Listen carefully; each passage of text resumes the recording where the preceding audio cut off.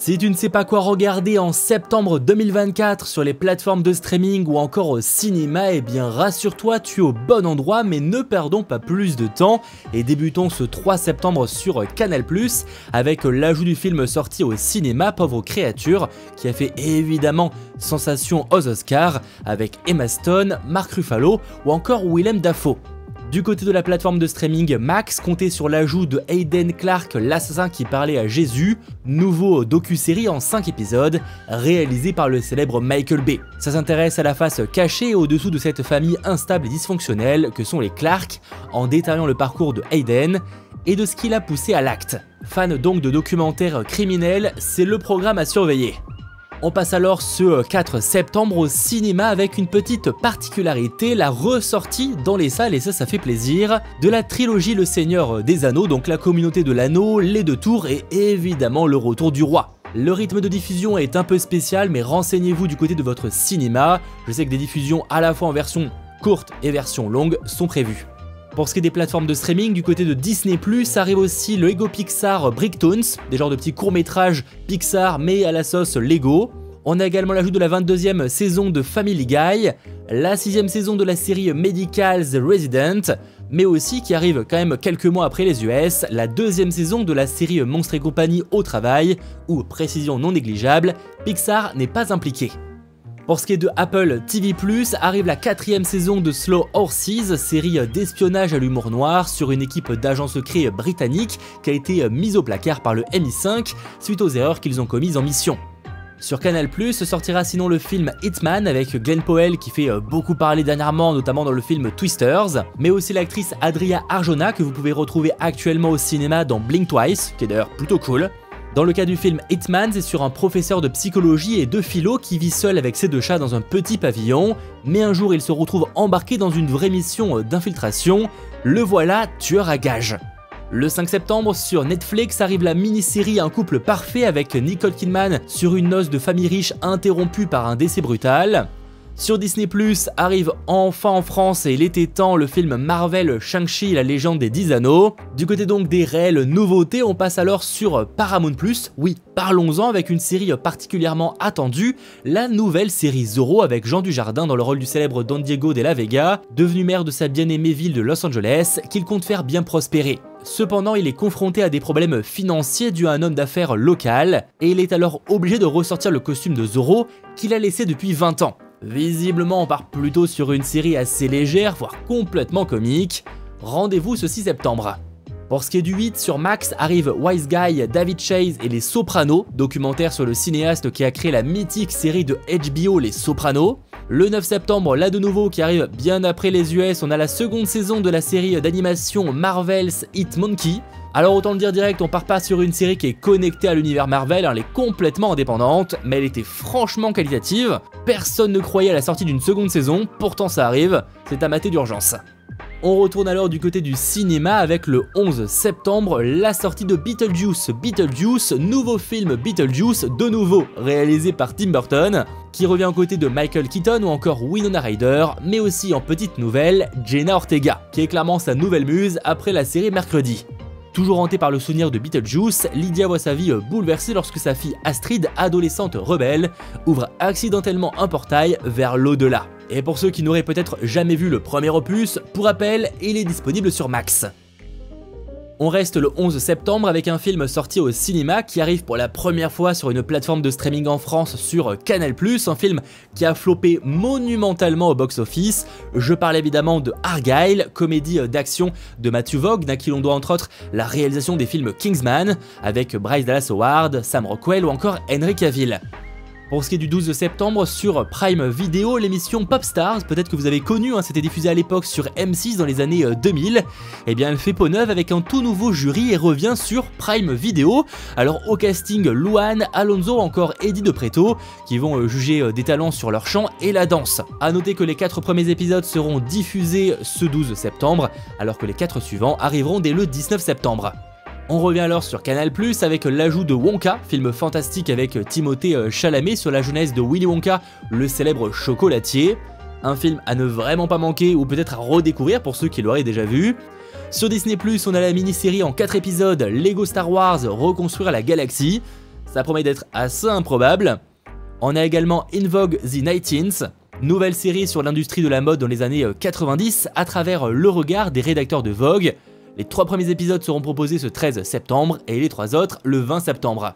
On a How to Die Alone, série comique sur une femme qui décide d'obtenir la vie de ses rêves après avoir frôlé la mort. Et du côté de Netflix, nouveau film de science-fiction avec quelques vibes à la Divergente. De nouveau inspiré d'un roman avec Joey King, connu entre autres pour son rôle dans The Kissing Booth, ou encore aussi le film Bullet Train. Elle incarne donc une jeune femme impatiente de se conformer aux normes de la société. Il faut dire que dans son univers, la chirurgie esthétique est imposée à tous à l'âge de 16 ans. Mais voilà, la rencontre avec des rebelles va bouleverser toutes ses certitudes, et elle va commencer à se questionner sur si la perfection est réellement une bonne chose. On reste sur Netflix mais également sur Max puisque ce film sera ajouté sur les 2 plateformes le 15 septembre, arrive Dune partie 1 réalisée par Denis Villeneuve et sur Paramount+ commencera la diffusion de la 2e saison de Tulsa King, une série que personnellement j'avais beaucoup appréciée avec Sylvester Stallone qui revient jouer Dwight Manfredi, un ancien de la mafia new-yorkaise qui après avoir purgé 25 ans de prison sans jamais trahir ses associés, se retrouve soudainement exilé à Tulsa. Mais plutôt que de subir cet exil forcé, il décide de reprendre les affaires en main et d'y installer un business. Ça mélange film de mafieux avec un humour bien plus déjanté, perso j'avais adoré. Pour ce qui est du cinéma, le 18 septembre, comptez sur la sortie du remake Speak No Evil, film d'horreur avec James McAvoy ou encore Mackenzie Davis. C'est sur une famille américaine qui passe le week-end dans la propriété de rêve d'une charmante famille britannique qu'ils ont rencontré simplement en vacances, mais ce séjour qui s'annonçait idyllique, même si clairement ça sentait déjà pas extrêmement bon, se transforme rapidement en atroce cauchemar.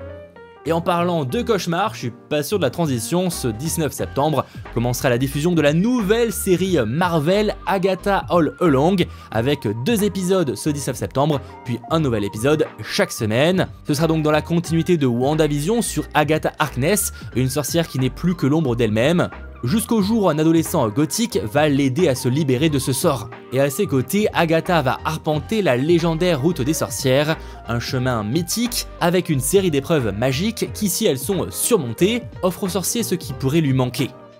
Sachant que le 19 septembre, ce sera vraiment une grosse journée en termes de nouveautés avec sur Netflix la sortie de la série d'animation Twilight of the Gods, série d'animation créée par Zack Snyder, inconnu pour Rebel Moon dernièrement, mais aussi 300 ou encore Man of Steel. Ça prend place dans un univers inspiré de la mythologie nordique avec un roi mortel qui est sauvé sur le champ de bataille par une redoutable guerrière dont il tombe amoureux. Mais après leur mariage, leur couple échappe de justesse à la colère de Thor, qui les envoie accomplir une mission de vengeance. À l'animation, on retrouve le studio français Xylam qui a donné vie à cet univers, ils sont notamment connus pour Oggy et les cafards. Sachant côté live action, Netflix sortira aussi la nouvelle saison de Monstres après Jeffrey Dahmer, centrée cette fois sur Lyle et Eric Menendez. Mais retenez qu'il s'agit de 2 frères qui ont tué leurs parents de manière très brutale en 1989 à Beverly Hills. Toujours sur Netflix, mais ce 20 septembre arrivera aussi un nouveau film, Ces 3 filles, avec un joli casting composé entre autres de Carrie Coon, Elizabeth Olsen ou encore Natasha Lyonne, sur 3 sœurs que tout oppose et qui vont se retrouver obligées à cohabiter pendant un certain temps, dans le but de prendre soin de leur père malade. Du côté de Apple TV+, arrive une nouvelle série française nommée La Maison, où la haute couture côtoie le drame dans les coulisses d'une célèbre maison centenaire. Et pour ce qui est de Max, commencera la diffusion de la nouvelle série DC Comics prenant place dans le The Batman Universe de Matt Reeves.